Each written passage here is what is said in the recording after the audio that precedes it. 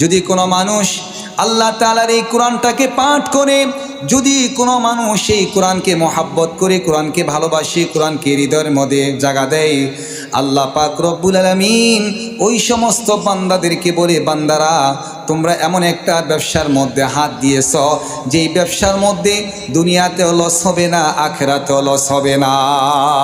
সুবহানাল্লাহ।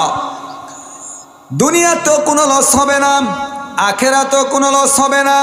তাহলে আমরা যদি কোরআন তেলাওয়াত করি, কোরআন পাঠ করি, যদি মাহে রমজান ব্যতীত অন্যান্য মাসে যদি আমি আর আপনি সেই কোরআন তেলাওয়াত করি, তাহলে এই কোরআন তেলাওয়াত করতে গিয়ে আমার আপনার আমলনামায় প্রত্যেকটা হরফের বিনিময়ে আল্লাহ পাক রব্বুল আলামিন 10টি করে নেকি দান করবেন। আল্লাহ পাক রব্বুল আলামিন বলেন, বান্দা আর যদি মাহে রমজান মাসে তোমরা কোরআন তেলাওয়াত করো, তাহলে আমি আল্লাহ পাক রব্বুল আলামিন তোমাদের প্রত্যেকটা হরফের বিনিময় আমি 10 থেকে 7 গুণ বাড়িয়ে দেই। জোরে বলি সুবহানাল্লাহ, আল্লাহু আকবার। আমার ভাইরাম, আমার বন্ধুরাম, যারা কোরআন পাঠ করবেন, যারা কোরআনের সাথে সম্পর্ক রাখবেন, আল্লাহ পাক রব্বুল আলামিন তাদেরকে দুনিয়াতে এমন সম্মান দান করেন, পৃথিবীর আর কোনো মানুষ এত সম্মান পায় না। আমাদের রাষ্ট্রনায়ক এত সম্মান পাবে না। আল্লাহ তাআলা কোরআনের কারীমের কারণে যারা কোরআনকে মহাব্বত করে তাদেরকে এত সম্মান দান করে।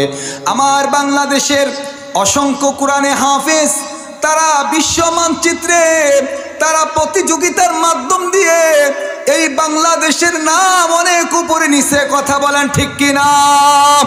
আমার মুসলমান ভাইরা, আজকে তাদের এত সম্মান কেন? এত সম্মান কেন?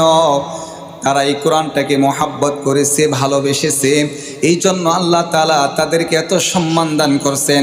আল্লাহ রাসূল সাল্লাল্লাহু আলাইহি সাল্লাম বলেছেন, আল্লাহ রাসূল সাল্লাল্লাহু আলাইহি সাল্লাম বলেছেন, খায়রুকুম মান তাআল্লামাল কুরআনা ওয়া আল্লামা।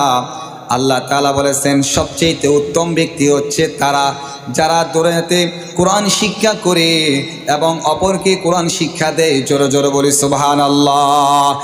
এত সম্মান কেন দিয়েছেন এ দুনিয়ার মুসলমান? এত সম্মান কেন দিয়েছেন? আল্লাহ রাসূল সাল্লাল্লাহু আলাইহি সাল্লাম বলেছেন, কোন মাদ্রাসার ছাত্র যদি, তালেবুল ইলম যদি রাস্তা দিয়ে হেঁটে যায়, আল্লাহ পাক রব্বুল আলামিনের রহমতের যেই ফেরেশতারা আছে, এই ফেরেশতারা তাদের নূরের পাখাগুলা জমিনের মধ্যে বিছিয়ে দেয়। কেননা মাদ্রাসার ছাত্ররা তারা আল্লাহ তাআলার ইলমে দ্বীন শিক্ষা অর্জন করার জন্য যাচ্ছে।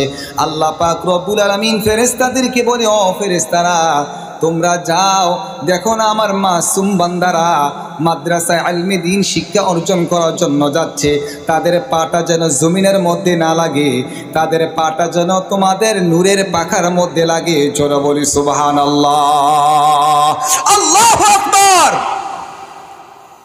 এত সম্মান, এত ইজ্জত আল্লাহ তাআলা একজন মাদ্রাসার ছাত্রদেরকে দিয়েছেন ভাই।